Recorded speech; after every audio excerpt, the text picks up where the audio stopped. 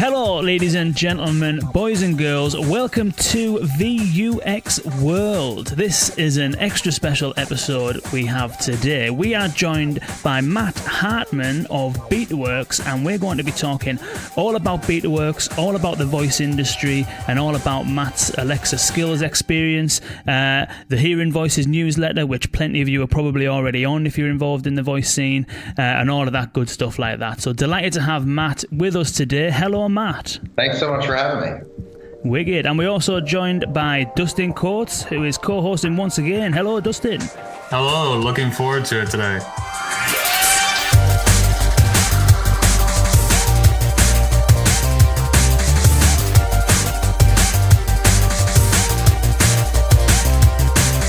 Hey, so, Matt, you are over there in New York at the moment, is that right? Yep.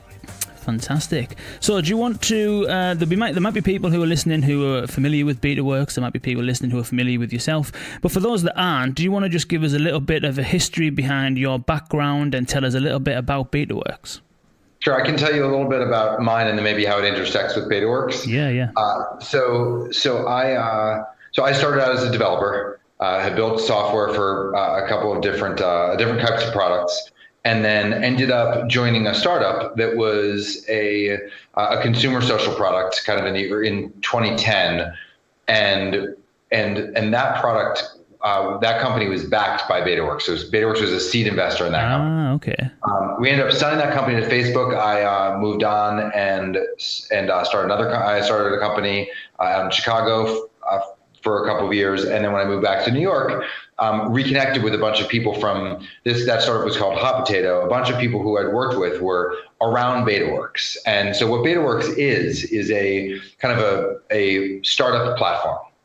So John Borthwick started 10 years ago, and we actually just celebrated our 10th year anniversary. And the idea was, can we pick in a particular category? And for us, it's very broadly the intersection of media and technology. And we have some more specifics I can tell you about, but can we both build companies in parallel, so build a number of companies at one time, and then also seed invest in outside companies and have the common thread that ties those together be the categories that we're focusing on? So super early days, it was around real-time social media, and we had investments in companies like TweetDeck and Twitter and Tumblr, and we had builds out of Beaterworks in companies like Bitly and Chartbeat. And all of those companies kind of tied together. They were in the social media space, and some of them tied together very specifically. So like Bitly was used by Twitter, and Chartbeat existed because the real-time nature of Twitter meant that publishers wanted to know who was on their site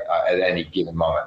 And so the idea is whenever we pick a theme, we go really deep on that category. And so I joined about almost exactly 4 years ago to do seed investing. And so I joined the operating company, have made about around 50 investments since I started.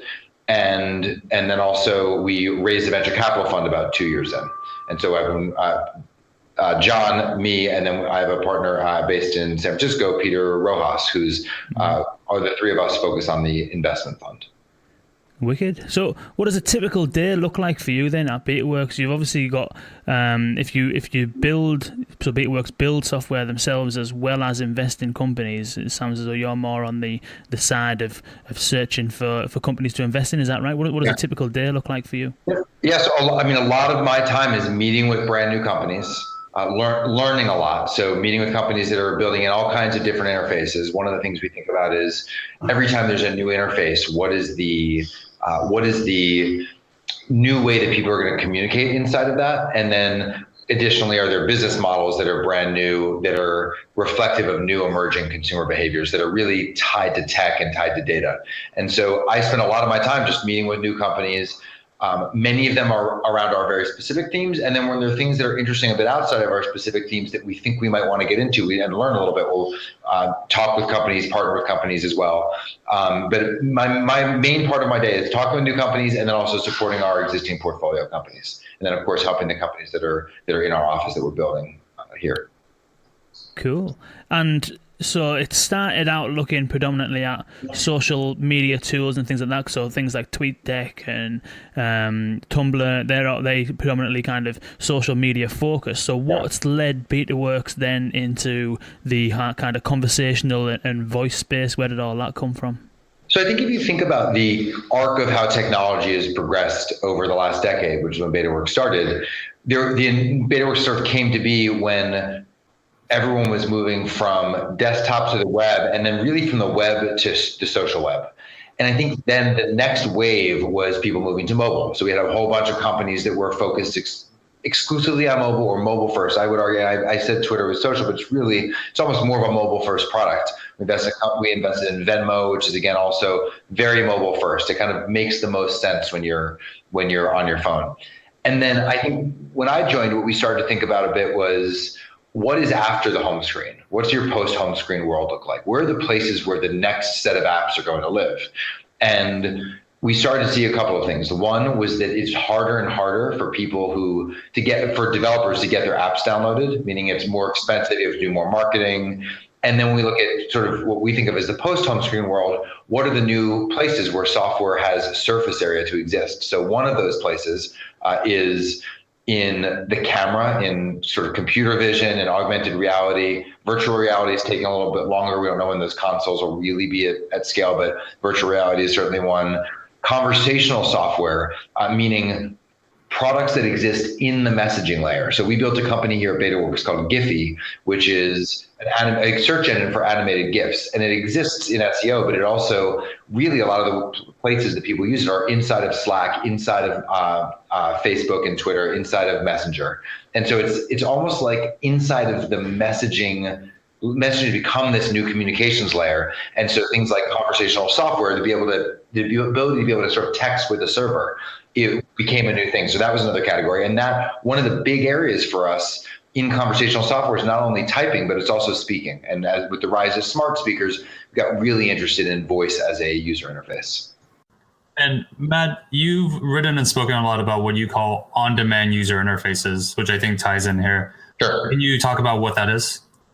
So I kind of think of there's two aspects that are interesting to me about conversational software. One of them, the notion of on-demand interfaces, is that as people get more and more devices, the software can wrap around their user experience, as opposed to them having to adopt the vernacular of the product. So if we think about all the way back to the 50s, you have sort of remote controls. You have to use a user manual to figure out how to use that thing. As we kind of come to today, we now have lots of different places. I almost picture, the reason I called that post on-demand user interfaces is I almost picture it like, no matter what context I'm in, I am able to conjure up software. And so if that means that I'm at my desktop, then it's obvious that that's going to be on my desktop at my home. But if I'm walking around, then the fact that I have a phone in my pocket means that it already knows my location. I can get that on-demand user interface right on my phone. And then as we think about AirPods, as we think about being in your kitchen and your hands full, you asking, just sort of speaking out into the air and then having a user interface brought to you, speaking to you, asking you questions, becomes the interface of greatest convenience in certain contexts. And I think in that, me and Dustin have obviously done very similar homework. In that that post, you are referencing, one thing is the lack of friction, which an on-demand interface can help with. And what that, I mean, if you could explain how that would lead to a lack of friction, Sure. First of all. Sure. So let me give you a sort of real world example. We invest in a company called Dirty Lemon. They started out selling functional beverages. So I swear this is going to get to on-demand interface. It's lemonade, but it has activated charcoal, so it's good for a detox. And the only way they started out selling it, the only way you could buy it was by texting them. And then they would ship it to you directly. So if we think about friction, what I'm talking about is how hard is it to get to the thing that you want to get to? And I think that's two ways. One is sometimes friction means something's high up in your cupboard. It's harder to get there. It's sort of a further reach. Sometimes friction is psychological friction. Like, you might be more willing to post something on Snapchat because it's like it's not like Instagram where there's sort of more psychological friction. You want to make sure it looks perfect. On Snapchat, it's like, I'll put it up there. It doesn't matter. So if we take that back to Dirty Lemon, what they thought to themselves was, people are going to have questions about this. If all they see is a website and it's either buy or don't buy and that's it, then there's going to be this consumer friction of whether I want to understand what the things I'm buying, what does a detox mean? When can I have it? When can't I? But if I have a text message service where they have to buy it via text, then they can ask me questions. And that actually reduces the friction of the purchase. What that also means is that they then can get repeat purchases because people can just text back and say, hey, can I have another case? And what that teaches them, you think about the cycle time versus of selling directly to your customers, having an interface like text message where you can ask them directly questions and get the feedback. How did you like it? I saw you just got the order. What do you think? You're reducing the friction, which increases the actual sort of value of the products. And if you compare that to sort of the traditional selling through a retailer, convincing a retailer, then them putting it on the shelf, then somebody coming in, then deciding to buy it, you don't really know why they bought it, then maybe they come back, you're sort of waiting 2 or 3 months to get that feedback where you can get it in a matter of seconds or days by communicating directly with the customer and having that new kind of communication channel. And at the kind of, to wrap up the post, and we'll put the link to that post in the show notes because it's a really interesting post. You kind of summarized it by, so there's things in there that talk about design and how these services are going to be delivered not necessarily through a designed interface, but through an interface that might be standardized. So, for example, you mentioned that you might order an Uber via Alexa, get a confirmation text message to tell you it's outside, and then a push notification asking for feedback or something like that. I wonder if you could speak a little bit about your thoughts on where design is going in that respect, and whether or not you think that is where it'll end up in terms of standardization. I mean, I think we've had this trend towards human-centered design for a while now. I think the interesting thing is that the new products that are being built are really services, many of them. And so if we think about Uber as this, I think about it as this like brain or data center where their asset is a bunch of cars that are driving around and they know everything about where those cars are. And then the way they deliver that to you, the interface that they give you is the design is really, I said earlier, to be designed to be wrapped around your context. And so Uber doesn't care whether you open up your phone or whether you tap on your watch or whether you are in a text message or whether you're in Alexa. Or sitting in your kitchen, you say, you know what, I want to call a car. The thing that's important to remember, though, is what other data you have in that context. So in the Alexa example, Uber could have said, where is your, what's your, okay, you want to order an Uber, what's your address? It's not particularly easy to speak your address to Alexa, make sure it gets it right, confirm it, make a change. Oh, you heard a 3, I said 5. And that's much harder. So Uber, I think very smartly in their onboarding, just has you type in your location. And what that means is that they now have the context for you to always have that, for them to say order an Uber and it knows where it is. That reflects an understanding that the company has that it is most likely that where your Alexa isn't going to change. If they did that same design in the mobile app, it wouldn't make sense because most of the time when you order a car, you're not at home. Right? Or enough times, even if 90%, even if 10% of the time you're not home, it would be annoying to say, wait, that's not where I am. So in the phone, what they say is, okay, let's use the map dot. I mean, it's sort of obvious to say, let's use your location because you're on the phone. I think we've had phones now for a decade. If we think about these where it's important for all of us as designers to think about, where are the people who are using this sort of sliver of the app? What's the context that they're using it? And it's something as simple as, are they going to be willing to speak out loud?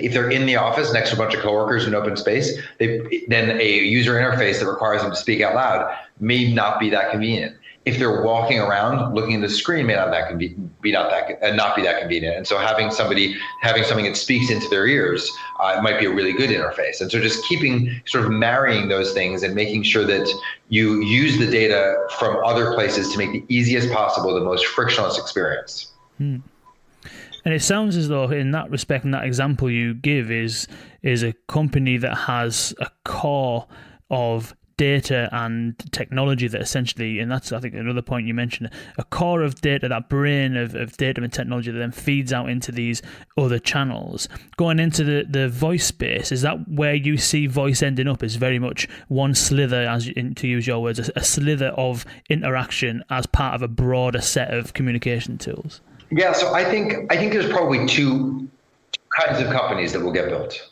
One kind of company will be these on-demand interface companies, meaning they don't care where you are. Their service is, as you said, sort of it's one brain, it's one core set of data, and they're just delivering their car service to you, their animated GIFs to you wherever you are. They actually don't care what the user experience is, just the whatever is most convenient for you. I do think there's a second kind of company, I think, that is going to be sort of voice first or conversation first. And those kinds of companies will look at the media type, like a voice interface, and say, okay, we know that this is a smart speaker. What's the best, given that we know that someone's standing in their kitchen, in their living room, they're speaking to this thing, what kind of experience do they want, and what can we do here that's really different from what's been done before? So an easy example to point to is if the Food Network launched an Alexa skill. It's not, they thought about taking the YouTube videos, which they have, or the videos, and just putting the audio on. But what they realized was when people are watching video, it's a lean back experience. There's other things that they're doing, and that content didn't resonate as well. And so they created totally new Alexa skills that were designed to be interacted with, that knew that they were in the kitchen, where you can ask them questions. And I think those kinds of companies, so you sort of have the companies that are not voice first, but sort of agnostic to the interface. They just want to deliver their service to you most conveniently. And then you have totally new kinds of companies that couldn't exist before, types of experiences or user interactions that couldn't exist before that now matter a lot. And I think an example of that, I know we're talking about a little bit, but an example of that is even in podcasting as a just broad voice interface, Gimlet is building HBO for podcasting. I don't think it would make sense for HBO to say, let's take all of our shows and just use the audio version and turn them into podcasts. That wouldn't be a good transfer of media type. Yeah, absolutely. Yeah, that's interesting actually, because it is one of the main things when I've been speaking to people and asking about some of the differences between voice and a sort of VUI and the GUI kind of thing, and that's kind of tends to be something that crops up quite a lot. Is that designing for voice is entirely different to designing for a screen, and I think you kind of encapsulated it well there in terms of the Food Network, because just because you have audio doesn't mean that it's actually going to work on another platform, does it? Yeah, and I think particularly with voice, there are so many subtle differences from designing for an app. One that is now obvious that was not obvious when the smart speaker first came out is that there's no home screen. So you don't have choices to give to people. And when people talk about voice being linear, meaning I have to say one thing and then I say another thing and then I say a third thing, versus visual where I can show you 3 things at once and you can pick the option. We had someone at BetaWorks who, over the weekend, designed a newsreader for voice and very quickly figured out that they had to figure out how to tell you how to navigate it because there's no buttons. I don't know what the categories are. So, and he didn't have a solution to it. He just said, look, this is a fundamentally different design problem and that is unique to voice interfaces. And the people who get that right, I think, are the people who get high retention, and the retention is another thing. There's nothing to remind you. There's not really an effective push notification. On a phone, I can push notify you. A text message, I can send something to you. On voice, you have to remember, you have to get that trigger sort of baked into you internally to wake up in the morning and say, Alexa, what's my flash briefing? Because if you don't ask it, it's not going to tell you. Yeah.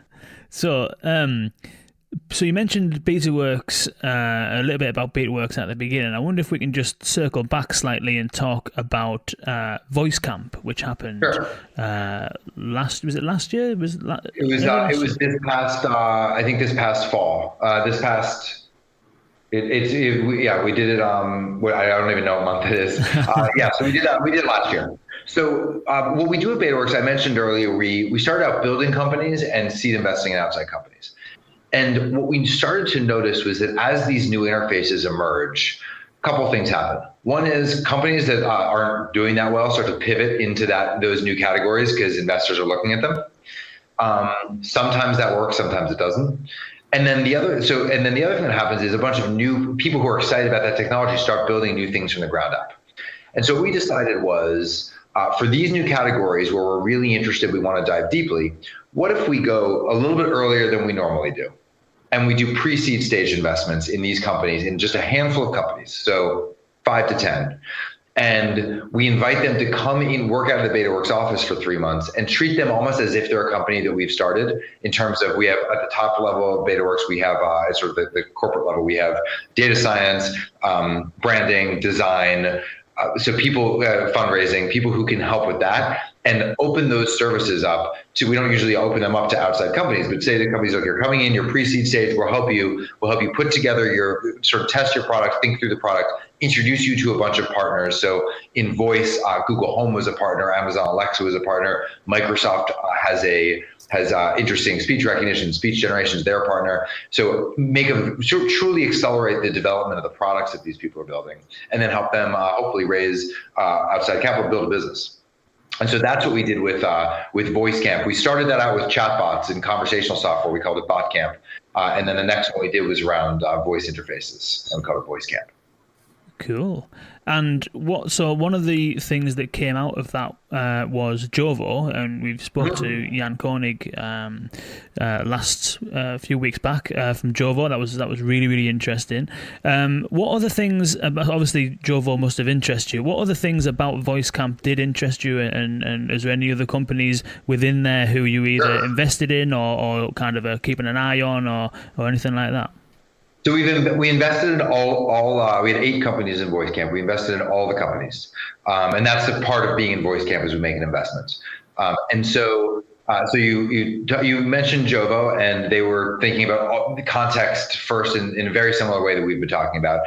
We invested. There's another company in Voice Camp called Spoken Layer, which takes text and they feed it through their API, and then they have a pool of on-demand voice actors, and they will read that text. One of the things they found was that speech synthesis is great if you're using it for a utilitarian purpose, like tell me the weather, or I want to log something, start and stop something. It's not so great if you want to listen to a whole article. So they started feeding, they partnered with media companies, that's who their customers are. And what they did was they said, we're going to find your most popular articles, we're going to have them read, and then we're going to turn that into a podcast and put it onto Spotify, put it onto Stitcher, put it onto Alexa, put it onto Google Home. Now I think they power a significant portion of the Google Home news, a large percentage of that, and have a number of media partners. Another company that was really interesting that came through Voice Camp was a company called Shine. They started out, actually, they think about themselves as sort of conversational, and they started out with a text message service. It's a daily text message that gives you a sort of positive affirmation. And people actually respond to these text messages. They write back, they ask, they tap to learn more, and they've been growing pretty tremendously since they finished up Voice Camp. During Voice Camp, they launched, or they built, and right after Voice Camp launched their first audio product, and that is you can find it in the App Store now. It's called Shine, and it is an audio version, so you can speak back and forth to it, and it's almost like in this sort of category of mindfulness and mental wellness apps, but it's sort of the voice version. It has a very specific personality, and it ties really nicely in with the text message service, and that's a product that they charge for. Wow. One of the things that I found very interesting was, of the 8 companies that went through Voice Camp, 4 of those were tooling for voice first or conversational. And then you had a couple like Ag Voice with agricultural data collection that are more on the industry side. And you only had 2 that were more consumer focused. Was that a purposeful choice, or how did that come about? And, we always think of ourselves as sort of a consumer focused company. And I think BetaWorks in general, we sort of think consumer first. But what we found is with Camp, there's often a lot of the innovation that happens in these more industrial categories. Someone can come in who is an expert in that category, and then we can help with some of the expertise on the interface side. And so it's an opportunity for us to go outside of our normal comfort zone. So I think it's probably, I think there was a couple consumer companies. I think Ag voice we've never invested in an agricultural tech company before, but as they described the problem they were solving, it really was very consistent with what we see on the consumer side. You're walking through the field, it's rained last night, and so it's dewy. You have an iPad, you have to bring a second person with you to type in because everyone's hands are getting wet because there's the corn everywhere. And so what if you could speak into the voice interface? And then our hope is that we have dug deeply enough into voice that we sort of can have a sense of whether the thing they're developing will be, first of all, useful in that context, but also second of all, have a defensible mode. Library, the natural language processing library, is very specific to agricultural technology. I don't even really understand all the things they're saying when I see the demos, let alone have Alexa understand it, right? So you have to have very specific libraries that they built. Wow. Great. That sounds fantastic. So it's a learning experience for us too. Yeah. So so you had the voice camp, that was last year, and you mentioned at the top of the show that this time now is vision camp. Now, is that vision camp all to do with, you mentioned at the very, very beginning about kind of camera and kind of like recognizing, cameras being able to recognize shapes and objects. Is that kind of along the lines of what vision camp is? Yeah, when we started, as we decide what the next camp is going to be, when we were deciding, we were thinking that the three areas, an area of interest for us was the camera. It felt like the cameras were starting to get smart. First, we saw speakers we saw text messages get smart and Slack channels get smart with bot. We're starting to see cameras get smart. They're opening up. And so we thought about three categories. One was augmented reality. So anything from a Snapchat filter with a face filter that changes your face to an avatar that gets projected. And so that's sort of injecting things into the camera view, right? Mm-hmm. Second category we thought about was computer vision. So the camera understanding what it's looking at, things like object detection, telling what's in a scene so that you can, and those two things interact together with augmented reality apps are both present. The third area we thought about was virtual reality. And the conclusion that we came to was that virtual reality is related to these two because it's the same type of 3D objects that are projected into the camera is still just early. And so what we decided to do is just do the first two. And one of the key reasons was July, Apple released ARKit and 380 million people upgraded. So now you have a user base that is huge in your phone. And we view that as sort of augmented reality, computer vision in the near term. In the longer term, we're really excited for things like the HoloLens to get adopted, for virtual reality to get adopted. And so we view it as sort of a very long play, but currently in camp, we have it's computer vision and augmented reality are really the vision camp focuses. Cool. So we've spoke a little bit about Beatworks and about the various camps and companies that have kind of been invested in, but you don't just do everything for Beatworks. You've got a personal brand that is visible online, and you're kind of really personally excited by the whole kind of voice space. And I wanted to just touch on the Hearing Voices newsletter, which you curated and put out there. So one of the things that we do at Betaworks is we follow developers. I'm a coder. We like to see what new fun interface, what people are doing on the weekends. What develop weekends. And so for me personally, I've been very interested in conversational software, and it's sometimes hard to separate what the personal is from Betaworks, because I think at Betaworks, many people are interested in the same kinds of new things. So what I decided to do was Peter, my partner on the West Coast, had put together a newsletter around virtual reality called VR Links. And it was we were talking about it, and it's a very good way. Having a newsletter is a good way to have a personal discipline around paying attention to all the news in the category. Mm-hmm. So I put together a newsletter called Hearing Voices so that I would start to just read everything about voice interfaces because I was so excited about it. And then people would ask me, so I started to create this newsletter to let other people see what I was the top of what I was reading. Mm-hmm. New skills to try, new developer tools, new articles about how people were changing in design, how people were thinking about new products that were coming out. So I started that newsletter, and I started that probably about a year and a half ago. And it's a very specific focus, and it's been a lot of fun because I think it's created new relationships with people who are also interested in this category. And it's nice to have a newsletter sit alongside Twitter, because I think Twitter can sometimes be overwhelming in very real time. In a newsletter, people can read at their own pace. A lot of people respond to the newsletter. Now I have people sending me stuff when they see something interesting, and I love including that and then giving them a shout out in it. So it's been fun. And then we've always done this. I started a podcast because I was interested in audio, and before we did as we were doing the Gimlet investment. And I built an Alexa skill called Wi-Fi, where I think we talked about a little bit, or going to talk about. And so it's just sort of been a personal, I don't know what you do on the weekends. I sometimes code Alexa skills. Well, at the moment, most of the weekends are editing podcasts. Believe it or not. Right. No. And by the way, that's a huge issue, right? Editing podcasts takes a long time. And so one of the things I'm doing is testing out a bunch of different editing tools, and then also writing about those in the newsletter, because I think a lot of people reading it are just like you, some level of very involved in the space. And so that's hearingvoices.xyz if anyone wants to sign up and learn more about it. Fantastic. We'll put that link in the show notes. I was on the newsletter.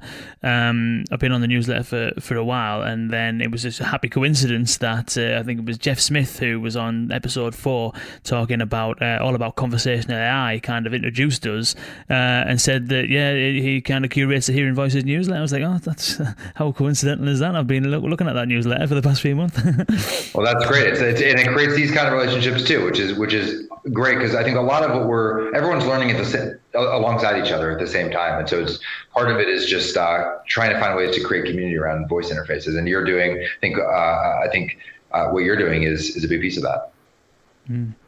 Cool. So you mentioned in just then, you were talking about the fact that you kind of wanted to experiment a little bit with Alexa skill building. So seemingly one of the things that you may have done one weekend was to build the Wi-Fi skill. Do you want to tell us a little bit about Wi-Fi? Sure. So before we were doing Voice Camp, we were thinking, how can we promote Voice Camp? We did with Bot Camp, we had a bot-based application. What could we do to kind of promote Voice Camp? What could I do to learn about? I was interested in Wi-Fi skills.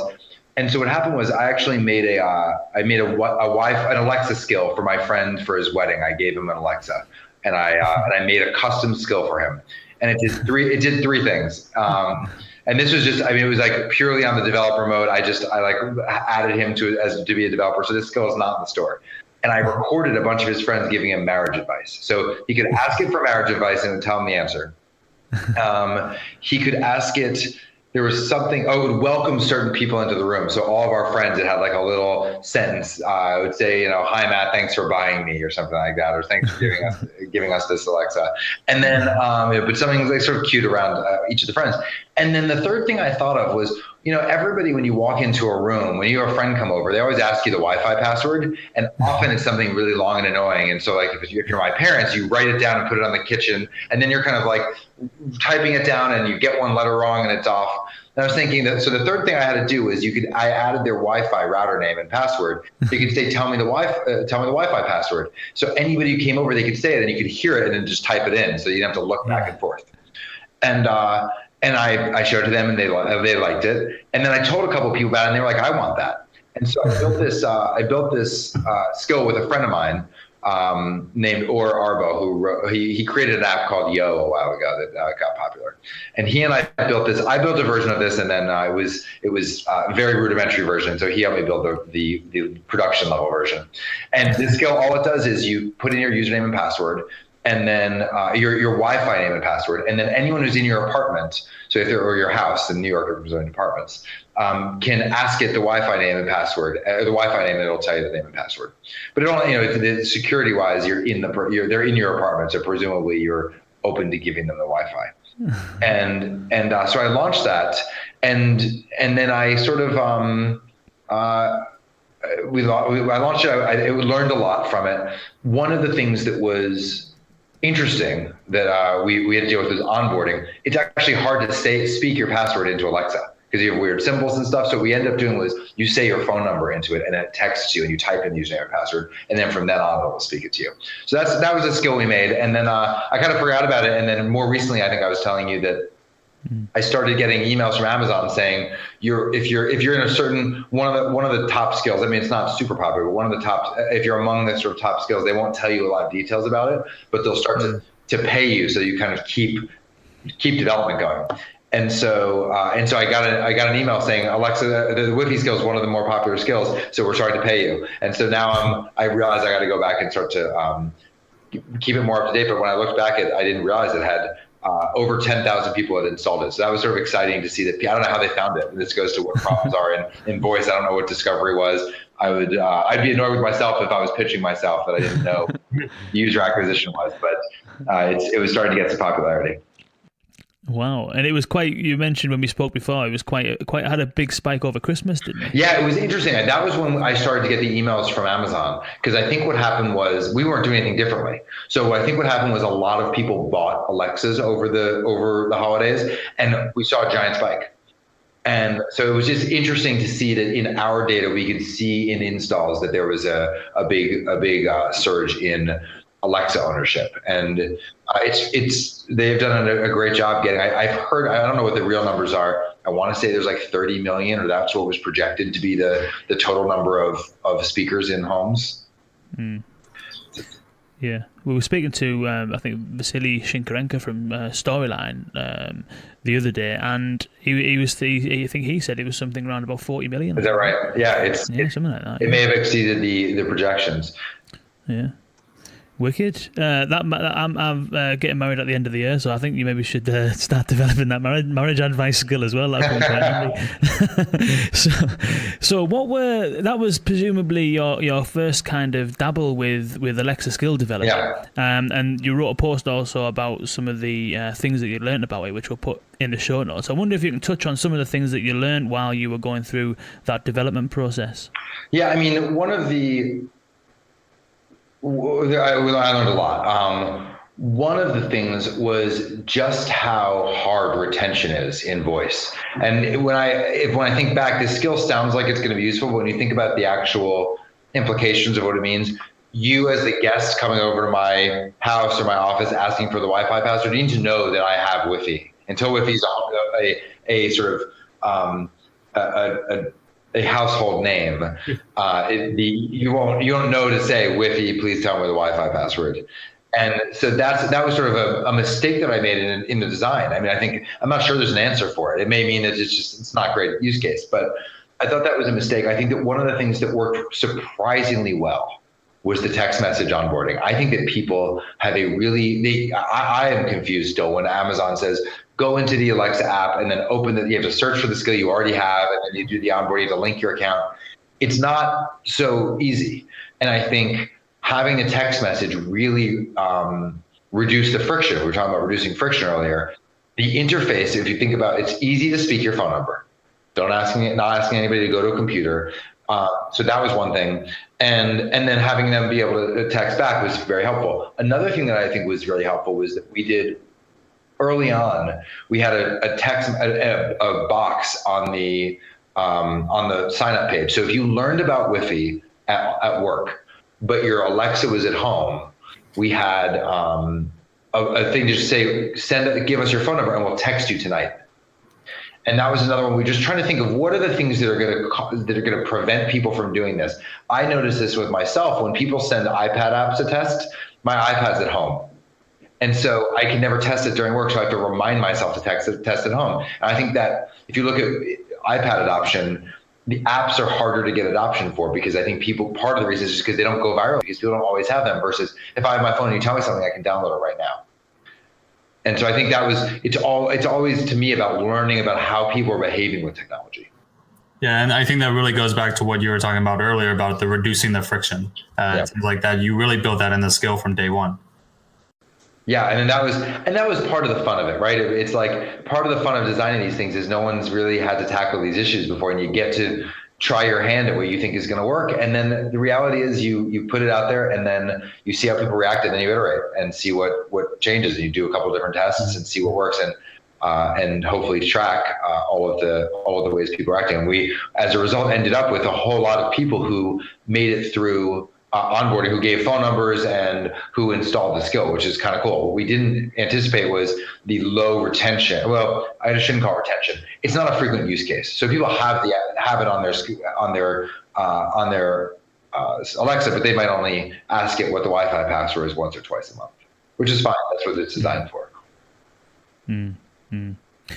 How did you go about doing the whole text thing then? How does that all work behind the scenes? So we actually didn't use Twilio, but we used a Twilio competitor called, I think, Plavo or Plivo.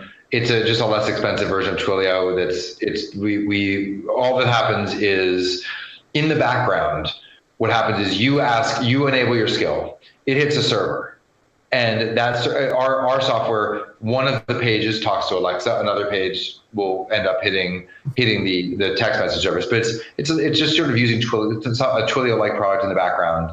And then it's weird to think about, but that's what I'm talking about with multimodal. I mean, we have one brain. It's one, and then just microservices. One hits Alexa. One hits the phone. And then we have the database of information. We just answer the question that people are asking at that time, and we keep track of where they are in the onboarding process. Wicked. I don't suppose you know, roughly speaking, what the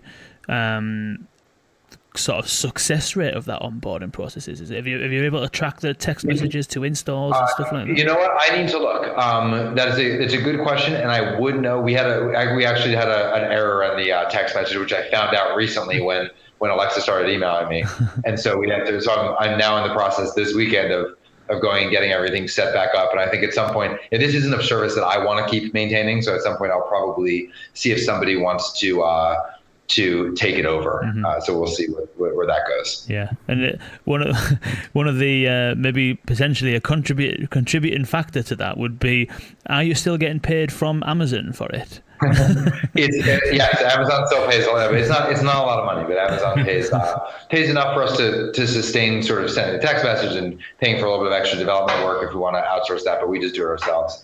And so it's I think I suspect that if somebody who would find it interesting would use it as a beachhead to get we have a lot of users, and so they would start to say, okay, what else can we build on top of this? And this is going to be one service among many. Yeah. Cool. Okay. Well, if anyone out there who is interested in potentially getting hold of it, then we can put some links. If you've got any links anywhere or anything like that, we can. It's www.wifi.co is the website, and then of course I'm Matt Hartman. I'm Matt Hartman on Twitter. Twitter is an easy way for me to communicate with people, and then if they subscribe to my newsletter, you can also respond to the newsletter. Lots of ways to get in touch. What then? We'll just do one final kind of wrap up before we moved on. You touched on a few challenges in the voice space. There's two real things that I think would be interesting to cover. The first one is you touched on a lot of the challenges in the voice space regarding onboarding being one, being retention being another, and also discoverability of skills and things being another. Are there any other things that stick out in your mind that would be a challenge in the industry, and what do you think the solution is to those? Well, I mean, if I were to throw one more in there, I would say monetization. I think podcast monetization is starting to get figured out. Companies like Gimlet are doing an amazing job. I think that the monetization, again, when I think about smart speakers is a more interesting than just sort of a pure podcast medium.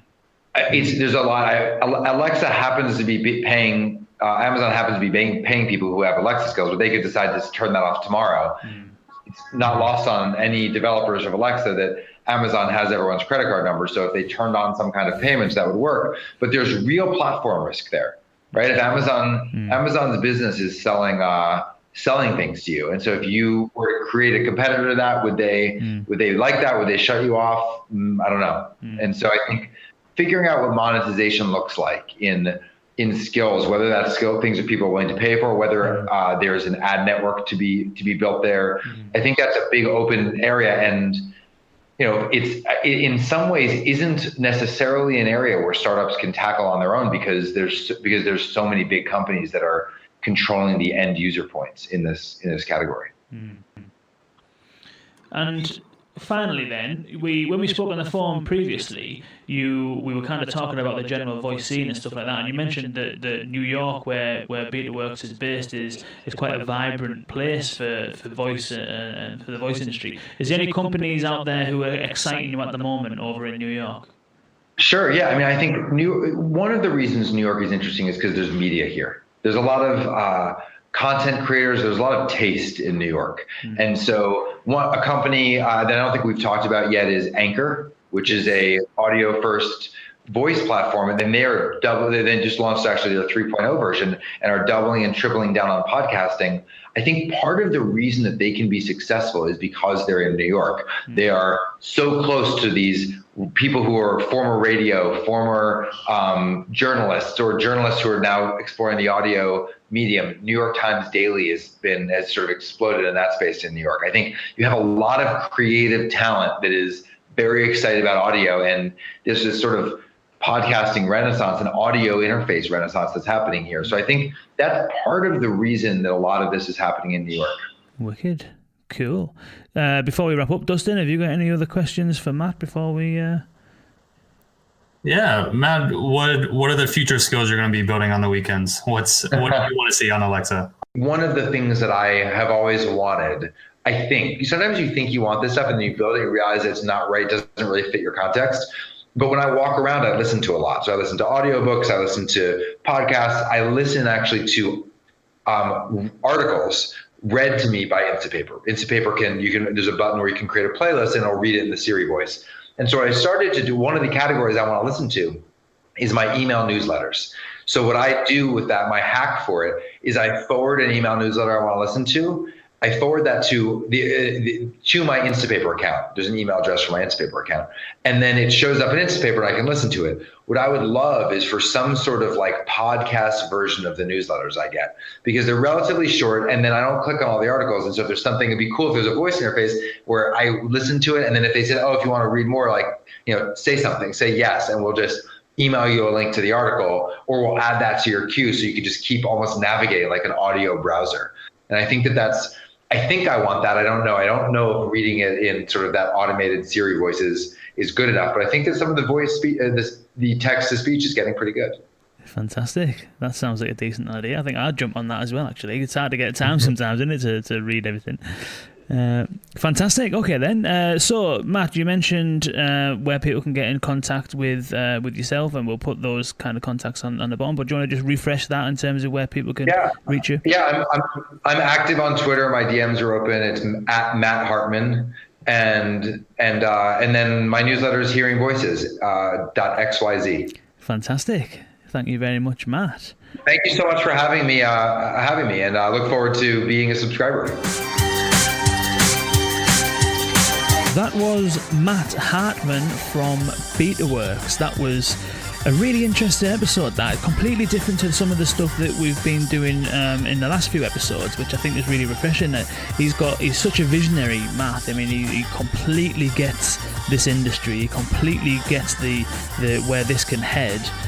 He really does have his ear to the ground in terms of who's doing what and what companies are making really great moves and the potential for all of this technology. And what I really liked, I think over and above everything, is how the friction-free concept is really at the front of his mind, and you can really tell that when you think about the text reminders for his Wi-Fi skill and all of those examples he's wrote about in the article, which we'll link to, which was all about using the interface of choice, giving you context, and it's all about reducing that friction. So I think there was some great insights in there for designers and developers, and there was also some really great insights in there for brands and agencies and people who are looking at the voice space in a more strategic view in terms of where the industry is right now, what the challenges are, and where it's heading. So that was an immensely interesting episode. So thank you very much, Matt, for taking the time to speak to us. Thank you, Dustin, for co-hosting, and thank you all for listening. And until next time, boys and girls, see you later.